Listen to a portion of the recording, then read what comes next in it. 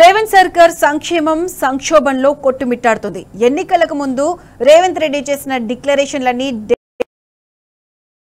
పథకాలు దేవుడెరుగు, పాత పథకాల అమలుకు నోచుకోవడం లేదు. నూతన కార్పొరేషన్ల సంగతి పక్కన పెడితే ఉన్న కార్పొరేషన్లకు నిధులు ఇవ్వడం లేదు. కార్పొరేషన్లకు యువతకు కాంగ్రెస్ నమ్మక ద్రోహం చేసిందని విమర్శలు వ్యక్తమవుతున్నాయి.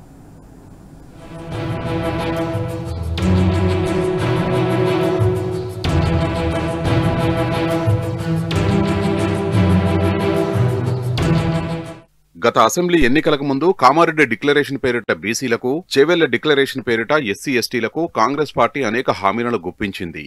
అదే పార్టీ అధికారంలోకి వచ్చాక ఆ హామీల అమలుపై ఇప్పుడు కాడెత్తేసింది.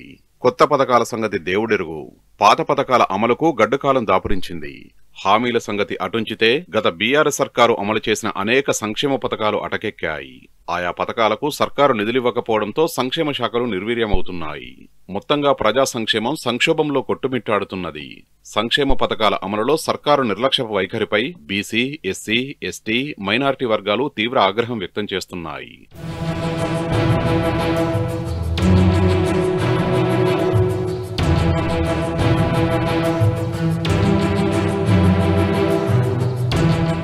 కొత్త కార్పొరేషన్లు ఏర్పాటు చేస్తామని ఘనంగా ప్రకటించిన కాంగ్రెస్ పార్టీ ఉన్న కార్పొరేషన్ల ఉనికినే ప్రశ్నార్థకం చేసింది. రాజీవ్ యువ వికాసం పథకం పేరుతో ఆ కార్పొరేషన్లను నిర్వీర్యం చేసింది. గత ఎన్నికల ముందు అన్ని బీసీ కులాల సమగ్రాభివృద్ధికి కార్పొరేషన్లను ఏర్పాటు చేసి యువతకు 10 లక్షల రూపాయల వరకు పూచీకత్తు లేకుండా వడ్డీ లేని రుణాలను అందిస్తామని కాంగ్రెస్ వాగ్దానం చేసింది.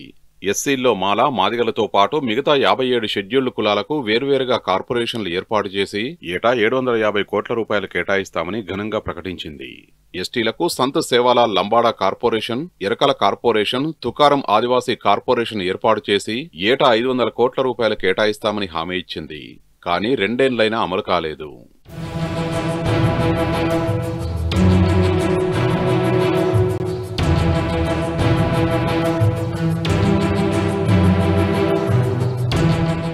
పార్లమెంటు ఎన్నికల ముందు కాంగ్రెస్ సర్కార్ హడావిడిగా పలు కార్పొరేషన్లను ఏర్పాటు చేస్తూ ఆదేశాలను జారీ చేసింది. ముదిరాజ్, యాదవ కుర్మ, మున్నూరు కాపు, పద్మశాలి, పెరిక, లింగాయత్, మేరా, గంగపుత్ర, ఈబీసీతో పాటు ఆర్యవైశ్య, రెడ్డి, ఆదివాసీ, సంత్ సేవాలాల్ లంబాడి, ఏకలవ్య సైతం జారీ చేసింది. ఎస్సీ కార్పొరేషన్ను మాల, మాదిగ కార్పొరేషన్ గా వేరు చేయాలని ఆదేశాలు ఇచ్చి చేతులు దులుపుకున్నది. 57 షెడ్యూల్డ్ కులాల కార్పొరేషన్ ఏర్పాటు ఊసే ఎత్తడం లేదు. బీఆర్ఎస్ ప్రభుత్వం గతంలో ఏర్పాటు చేసిన 8 బీసీ కులాలైన రజక, నాయి బ్రాహ్మణ, వడ్డెర, సగర, వాల్మీకి బోయ, కృష్ణబలిజ, భట్రాజ్, కుమ్మరి ఫెడరేషన్లను సైతం కార్పొరేషన్లుగా మార్చాలని నిర్ణయించింది. అయితే వాటి ఏర్పాటు కోసం కాంగ్రెస్ సర్కార్ ఇప్పటికీ ఉత్తర్వులు ఇవ్వలేదు. కొన్ని కార్పొరేషన్లను ఏర్పాటు చేసి ఇప్పటి వరకు ప్రభుత్వం నియమించలేదు.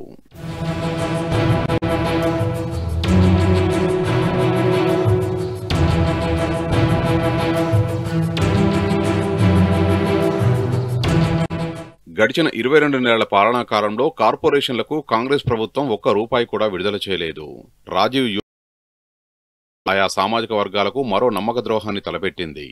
గతంలో ఎన్నడూ లేని విధంగా సబ్సిడీ రుణాలను ఇస్తామని ప్రగల్భాలు పలుకుతూ రుణ మొత్తాన్ని భారీగా కుదించి ఎస్సీ, ఎస్టీ, బీసీ వర్గాలకు తీవ్ర విద్రోహాన్ని తలపెట్టింది.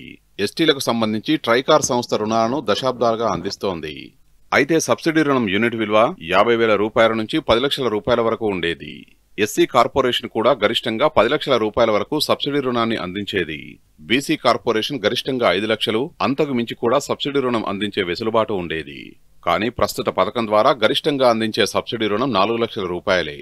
అందులోనూ ప్రభుత్వం లబ్ధిదారుడికి అందించేది 2,80,000 రూపాయలే. మిగతా 1,20,000 రూపాయలను బ్యాంకు రుణంగానే ఇవ్వనుండడం గమనార్హం.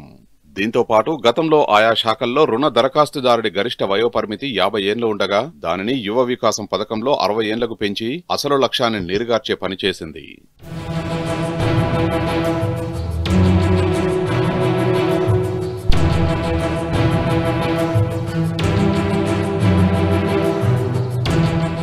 రేవంత్ సర్కార్ రాజీవ్ యువ వికాసం పథకం కింద దరఖాస్తులను స్వీకరించి నెలలు గడుస్తున్నా ఇప్పటికీ అతీగతి లేకుండా పోయింది. దీంతో కాంగ్రెస్ ప్రభుత్వం అటు కార్పొరేషన్లను నిర్వీర్యం చేయడంతో పాటు ఇటు యువతకు సైతం నమ్మక ద్రోహం చేసిందనే విమర్శలు వ్యక్తమవుతున్నాయి.